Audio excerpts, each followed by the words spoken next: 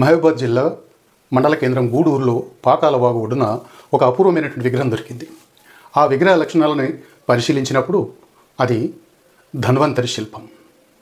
ఆ శిల్పానికి తల లేదు, కానీ మెడలో హారగ్రైవేకాలు ఉన్నాయి, దండరెట్టలకు ముంజేతులకు కంకణాలు ఉన్నాయి, కాళ్ళకు కడియాలు పాంజీపులు ఉన్నాయి, కానీ కౌపీనం ధరించి ఉన్నాడు.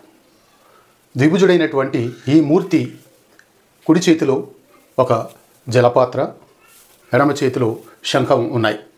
ఈ రెండు పరికరాలు ధన్వంతరి చేతుల్లో ఉండేవి.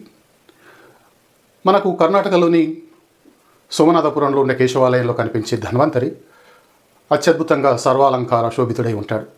హంపిలోను ఇంకా ఇతర ఆలయాల్లో కనబడేటువంటి ధన్వంతరి కూడా అలంకృతంగానే ఉన్నాడు.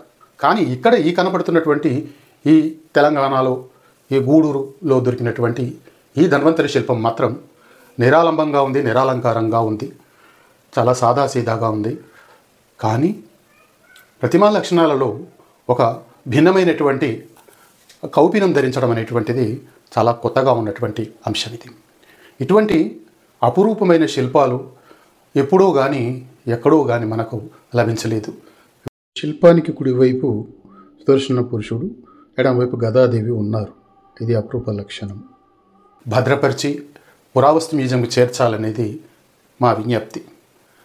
ఈ శిల్పం యొక్క ప్రతిమా లక్షణాలను మిత్రుడు, ప్రతిమా లక్షణాల నిపుడైనటువంటి సుపర్ణమహి పి మహేష్తో చర్చించాను చాలా రోజు. ఈ ధన్వంతరి శిల్పాన్ని తెలంగాణ వారసత్వ శాఖకు చెందినటువంటి అధికారి మల్లు నాయక్ గారు గుర్తించారు.